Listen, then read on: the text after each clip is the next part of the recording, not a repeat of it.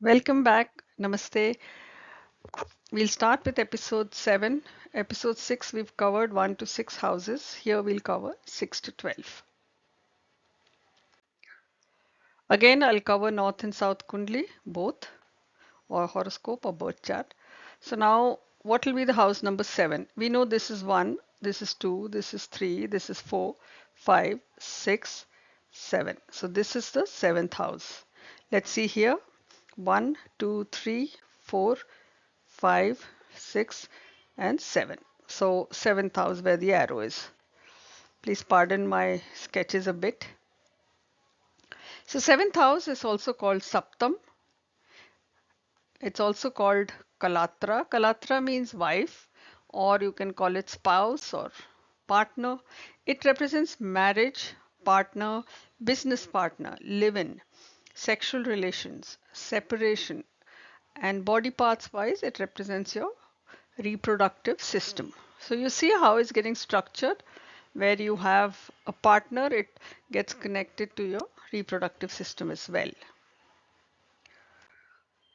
Let's go to house number 8.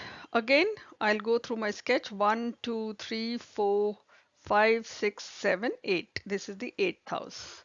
Here, 1, 2, 3, 4, 5, 6, 7, and 8th house.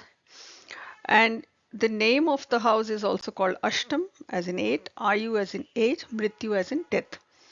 So this house represents age, disease is non-curable.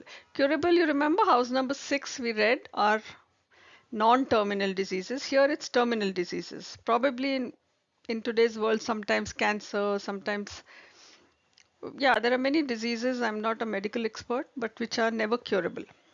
Things beneath earth, secrets, sudden events, accidents, in-laws, assets, life and death, cult, secret relations, legal agreements, and body parts wise, it's the excretory system.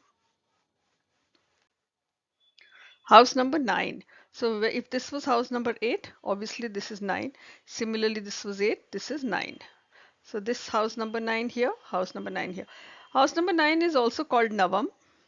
It's called Dharam, Bhagya, and Pitra. Pitra as in father. It represents duty, luck, father, high learning. That means you are going into research, PhDs, those kind of levels. Religious learning, long distance travel. Remember, house number 3 was short distance, house number 9 is long distance. Intense learning, luck, blessings of Guru, thighs is the body part it represents. House number 10, it's of interest to a lot of people. Why? Because it represents your Karam Bhumi or your career in today's world. So a lot of questions come around this house all the time. It's called Dasham as in thus, Karam as in work. It represents professional life, Kurukshetra as in your area where you fight your battles, Karam Bhumi, it represents knees. House number 11. So after 10, we come to 11.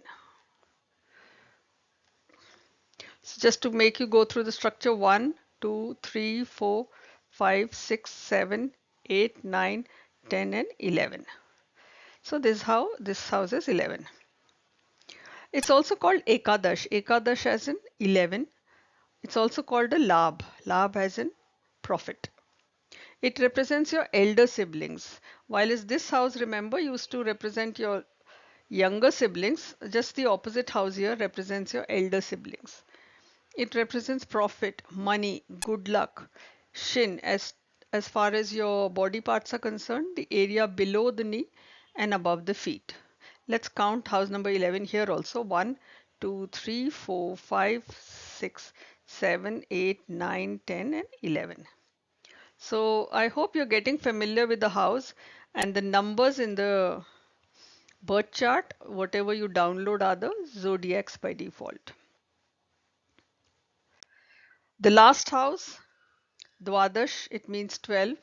It, it's also called Vyaya.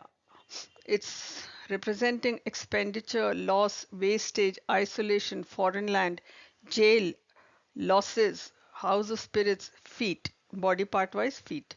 And this is the 12th house. It is then come back to house number one, the 12th house, house number one.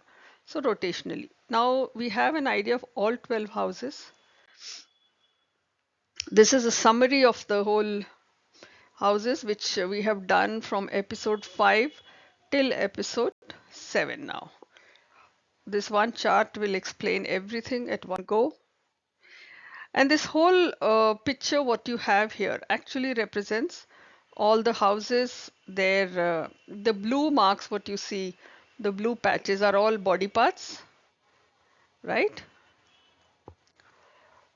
And the squares here against every house. This is one square, for example. This is another square, right? Here is another one, and so on. All these represent what the houses represent.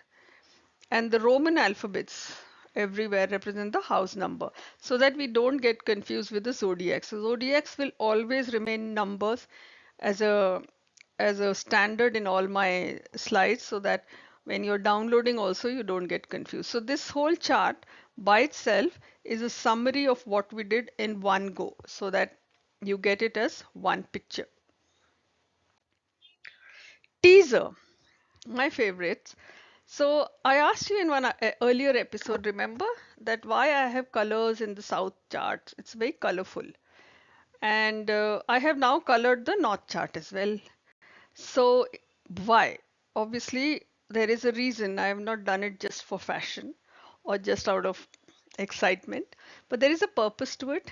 Every color represents something. We will demystify these colors and then you'll appreciate the designs of both the birth charts and how interesting it is to know both. So hang in with me and I will see you in next episode very soon. Have a great day.